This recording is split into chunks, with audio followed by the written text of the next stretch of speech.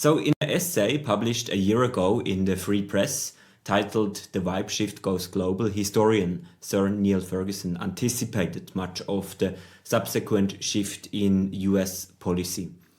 He described a return to realism in the West, a rejection of bureaucratic drift and self-doubt, in his words, and a renewed appetite for ambition and confidence. Ferguson foresaw what followed with striking speed. The Trump administration entered office prepared and acted with unusual tempo. Immigration policy tightened, social spending was recalibrated, public administration was streamlined, manufacturing was prioritized.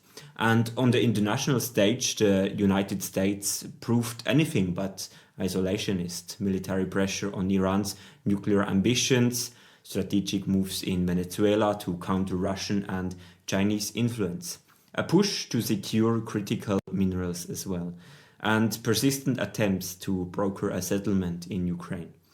Above all, the White House shifted the boundaries of public discourse and expanded what is considered politically sayable. Political theorists call this shift in the Overton window, the range of ideas deemed publicly acceptable at a given moment. Over the past year, that window has moved rapidly across much of the West. Realism has returned to the center of strategic thinking. Power, sovereignty, borders, industrial capacity, deterrence.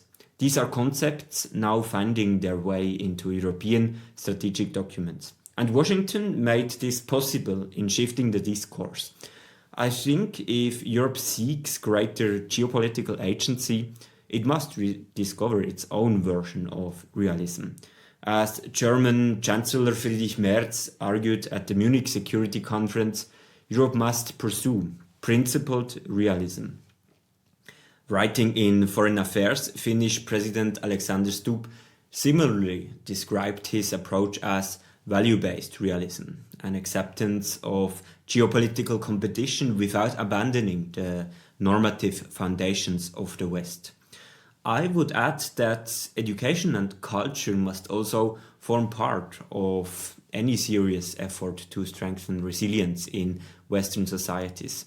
In this respect, the White House has sought to reshape public narratives in several areas with the aim of reinforcing social cohesion and national self-confidence.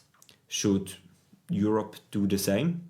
Well, Europe should not copy-paste MAGA policy into their political systems, but a return to a form of European, let's call it joyous ambition and self-confidence, would be in Europe's interests.